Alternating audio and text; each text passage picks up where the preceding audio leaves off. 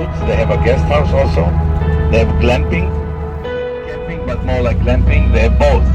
You can either use their facility or you can bring your own. I'm trying to show you. This is a very unique tree that exists only in this region. Not only here, but in the region. One second. Only in the region. The tree is called Sodom apple. Sodom apple. Apple from Sodom. Sodom and Gomorrah. Sodom and Gomorrah. Don't you know Sodom and Gomorrah? How do you say? Sodom, right? Got it. Why Sodom? Because nothing good is in the tree. Even the fruit have nothing. And this here, if you look for, it's like milk, right? Yeah. Yes. What the local people, the Bedouin, remember we said the Bedouin, the nomads, what they do, they boil it and then they harden it and they make wax from it. Wax, meaning like for candle. Okay? And therefore the name of this is the desert candle.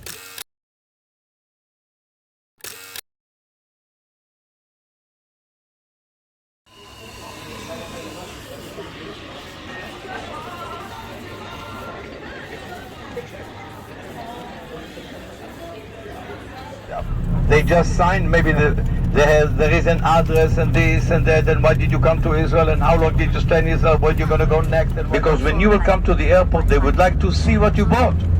So if you start to spread it in 5 different suitcases, what will happen then? You will start to open all of them. Not a good idea. Leave it in the bag. We are still in the bus. We have the bus, not to worry. This bus is going to be with us the whole way till the airport. We come to the airport, I'm helping you, and then you put it in the suitcase. It doesn't matter how many, because some of those lotions you cannot take with you on the plane because it's over 100 mil. They won't let you. And when you come in, they tell you throw it away. You don't want to throw it away, right? So first of all, fill up the form, okay?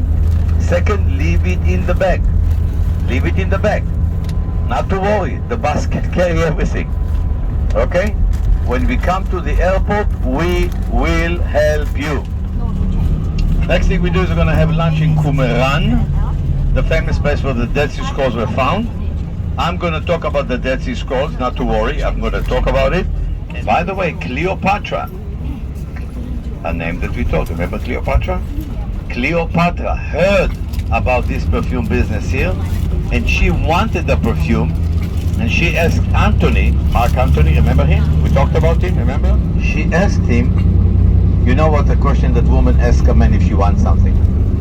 What is the normal question? Don't look like innocent, the ladies. Always when you want something, you say something to the man. What do you say to the man? If you want something, do you love me? That's the question. Exactly. In other words, and she wanted the perfume business of this place because she heard about it, and King Herod was very upset because he controlled here. Question, people, don't hesitate. Any question of any kind. Yes, sir. It was that the people who came to the kibbutz said nothing. Nothing at all. The state or the Jewish agency gave them money to start. So they told them start farming. And then they became successful and they earned money. So the whole idea is we split the money among everybody equally. That's the idea. Okay? You can call it socialism, you can call it communism, but here it works. Are kibbutzim different of what it used to be 100 years ago? Absolutely, yes. I was raised in a kibbutz. My family brought me to the kibbutz. My parents had lived there until they died. My father was a truck driver. Our neighbor was managing a big company.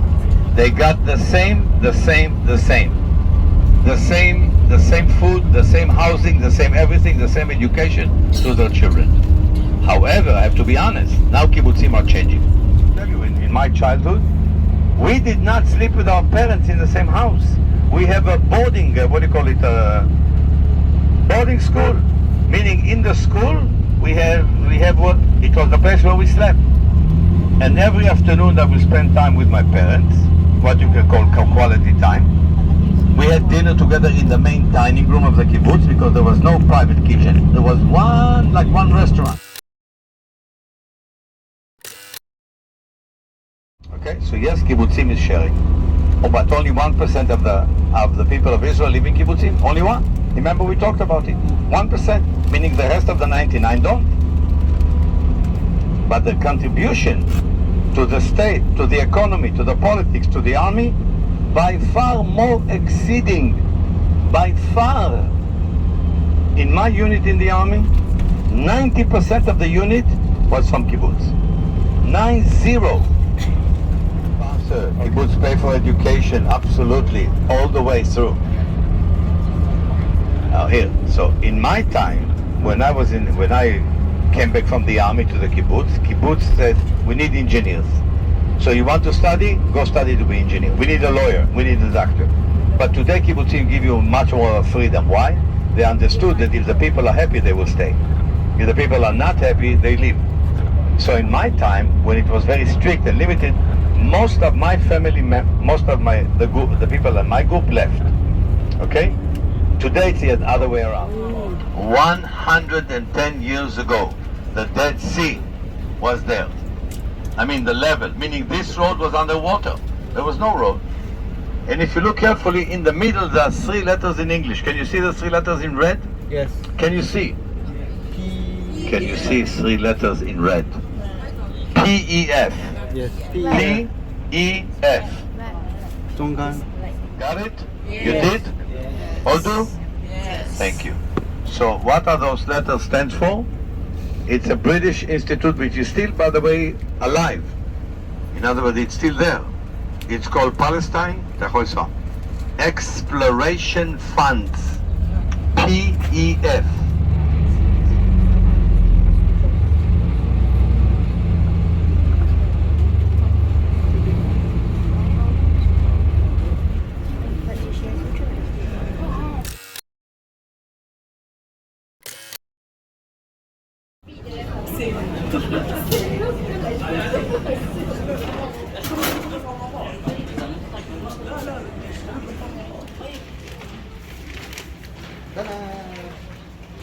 Replica of so small.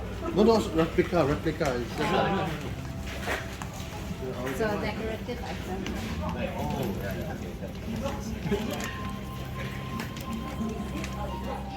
So a Jew, my great-grand-uncle and another Muslim are buried in a church in London, St. Paul Cathedral, not very far from where Florence Nightingale. If you've ever been to this church, it's an amazing church, by the way.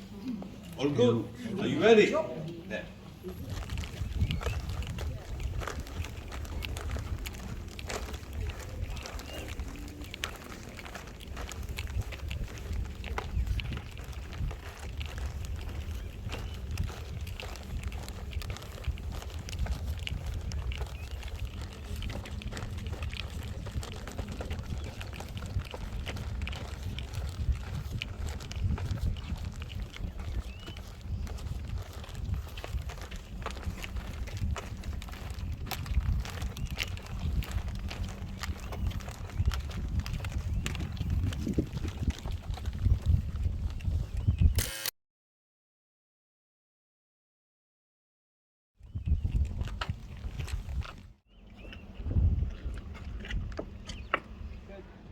The uncle says to the nephew, why don't you go in, see maybe there is something in there, because a lot of rumors, treasuries, this, that.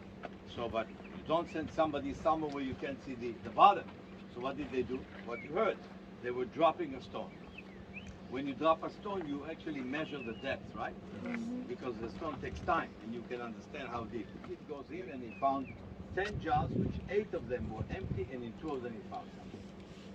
Because he found it was not gold, it was not gold. He said, I found it, I'll take it. He brought it up to his uncle, and it was skin of an animal, wrapped like this, and they of course had no clue what it meant. They took it to Jerusalem, and now they try to sell it to people. So whom do they approach? Shoemaker, successful, but then they found someone who was a shoemaker, but he was also, I would say, an amateur archaeologist in a way. They sold it to him. His name is Kandu. He had a little shop in the old city, but the family is from Bethlehem. That's what we call chapter 1. Chapter 2, we'll talk after this message. I'll talk to you about chapter 2. So they found it somewhere there, and the shoemaker got it, and even he had no idea. But I'll tell you, By the way, over 200 caves we searched in this area, not only here, was searched by a French delegation led by a man called Father Livon. We're surprised that in 12 they found something which is called Akul Bibli, the school of the Bible. They were responsible for this excavation in this area for a long time when it was still under Jordan. What happened in 67? There was a war. What happened then? State of Israel took it over, took the excavation. That's what we did. And we uncovered a town, a small town that was here, led by a group of Jewish people who choose to live like monks. Judaism does not believe in that. Does not. Because our rabbi getting married. Why? Because the wife of the rabbi, she's playing an important role in the life of the community. A bride that just get married, you think she's going to talk to the rabbi to ask him questions about marriage, about getting pregnant, about anything? Can she talk to him? No. Whom can she talk to? Wife The of wife. the rabbi. So the wife of the rabbi, she helps. She's really helping, especially the female of the community. So she has an important role. Therefore, in Judaism, the rabbis are getting married. But this group of Jews said, no, we are not going to get married. We are going to devote our life and to the studying of the Torah. That's our life. In order to do it, we can't live in the city. Why? Because we'll be attacked with too much things, in the city. Shopping, this, cars, movies, that, casino. In other words, let's move out. Where to? The wilderness. And they choose to live here. Look at this. Two communities of people. Almost similar idea. Live one next to the other, have a lot in common, but yet they are not the same. Is it important for you to know that? I'm asking. Is it? Why? Why? Because, well, you disappeared. You all here? Because when Jesus is coming to Jerusalem, in a place which he never lived, and he needs to celebrate the Passover, he needs to rent the room from someone which he trusts.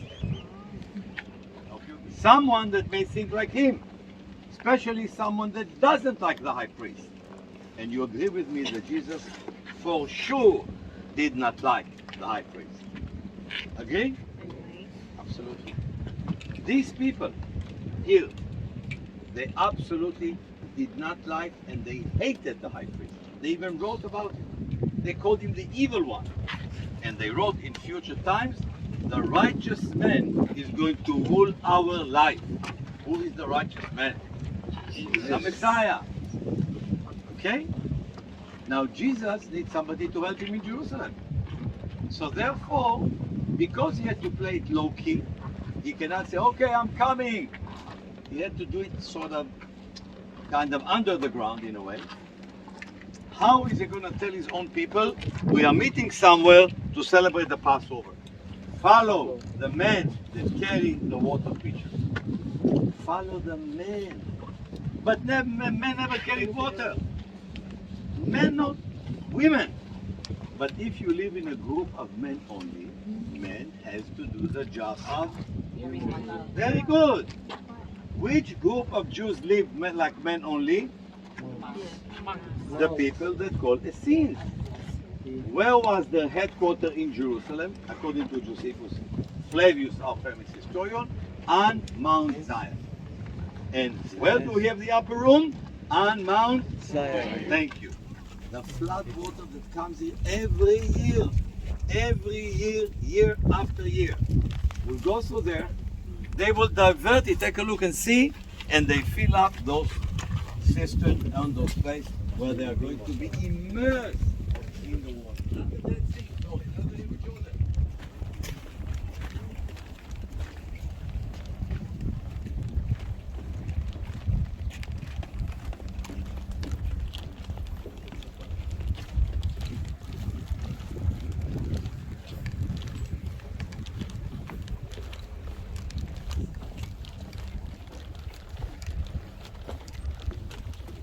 Absolutely. The size of it shows you something. right? Nobody will build something like this if there was no need.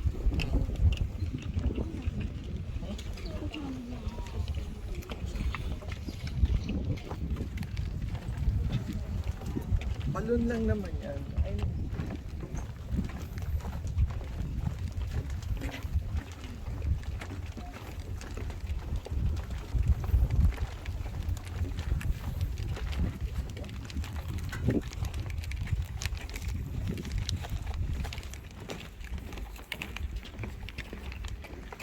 Okay. We are now, it's a, water reservoir. You can call it system, but it's of course water reservoir. It is to collect the water. And it's really amazing if you will ever see a flood in the desert. It's really amazing what you see, because in minutes, in no time, this whole place will be filled up with water. We close the road.